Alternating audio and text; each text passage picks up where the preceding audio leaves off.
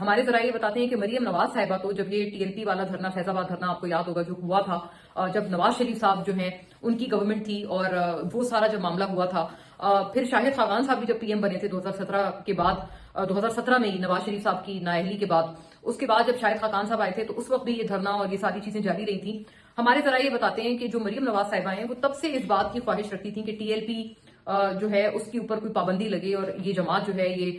اس جماعت کے اوپر کوئی کریک ڈاؤن ہو. اور اتفاق کی بات یہ ہے کہ اب ان کو یہ موقع ملا ہے مریم نواز صاحبہ کی حکومت کو، کیونکہ اب وہ خود سی ایم پنجاب ہیں اور ان کے اپنے صوبے میں جو ہے وہ یہ تمام تر پروٹیسٹ اور احتجاج اور یہ سب ہوا ہے. پولیس کے بھی جو لوگ ہیں اس میں جاں بحق ہوئے، شہید ہوئے. وہیں پر دوسری طرف ٹی ایل پی کے بھی جو کارکنان ہیں ان کا بھی جانی نقصان ہوا ہے. تو اب جب یہ مریم نواز صاحبہ کے اپنے صوبے میں اس طرح کی کشیدگی ہوئی ہے تو ایک طرح سے آپ سمجھیں کہ ان کو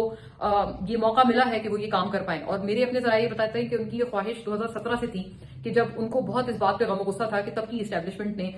ٹی ایل پی کا جو ہے وہ دھرنا کروایا تھا، فیض آباد دھرنا.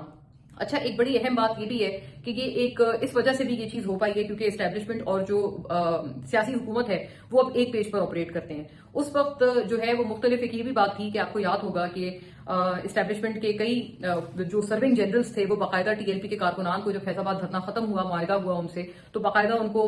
کرایہ بھی دیتے ہوئے نظر آئے کہ یہ کرایہ ہے، آپ ہمارے اپنے لوگ ہیں. وہ آپ کو پتا ہے وہ بڑی ایک مشہور ویڈیو تھی جو کہ بہت پھیلی تھی اس وقت اور اس پہ بہت زیادہ تنقید بھی ہوئی تھی، کچھ لوگوں نے بڑی تعریف بھی کی تھی. تو بہرحال وہ جو ہے وہ کہتے ہیں وہ معاملہ اس وجہ سے ایسا تھا کہ تب نواز شریف کی جب تب کی حکومت تھی پی ایم ایل این کی، کہتے ہیں اگر ان کے پاس ان کو اختیار دیا جاتا تو وہ اس وقت ہی جو ہے وہ یہ کام کر دیتے اور وہ کوئی پابندی یا اس طرح کا کوئی ایکشن جو ہے وہ ٹی ایل پی پہ کر دیتے. لیکن وہ کیوں نہیں کر پائی؟ کیونکہ اس وقت کی اسٹیبلشمنٹ جو ہے وہ ٹی ایل پی کا ساتھ دے رہی تھی. اور اس مرتبہ یہ ہوا ہے کہ اسٹیبلشمنٹ اور سیاسی حکومت دونوں ایک پیج پر ہیں اور دونوں جو ہے وہ اس حوالے سے ایک سوچ رکھتے ہیں کہ اس طرح کی جو اشتعال والی سیاست ہے وہ کرنے کی کسی کو ملک میں اجازت نہیں ہوگی. ایک اور اس کا پہلو یہ بھی دیکھنے میں آ رہا ہے کہ یہ بھی کہا جا رہا ہے کہ اگر ہم نے کسی بھی جماعت کو کھلی چھٹی دے دی کہ وہ اس طرح سے شرنگیزی کرے یا اشتعال لوگوں کو دلائے، اور چاہے وہ مذہبی بنیاد پہ ہو یا کسی بھی اور بنیاد پہ ہو، تو پھر یہ پی ٹی آئی بھی جو ہے وہ بھی یہ تقاضا کر سکتے ہیں کل کو کہ ہمیں کس بات پہ پابندی لگائی جا رہی ہے، ہمارے اوپر کیوں 9 مئی کے پرچے کاٹے جا رہے ہیں اگر دوسری جماعت کو جو ہے وہ یہ سب کرنے کی کھلی اجازت ہے.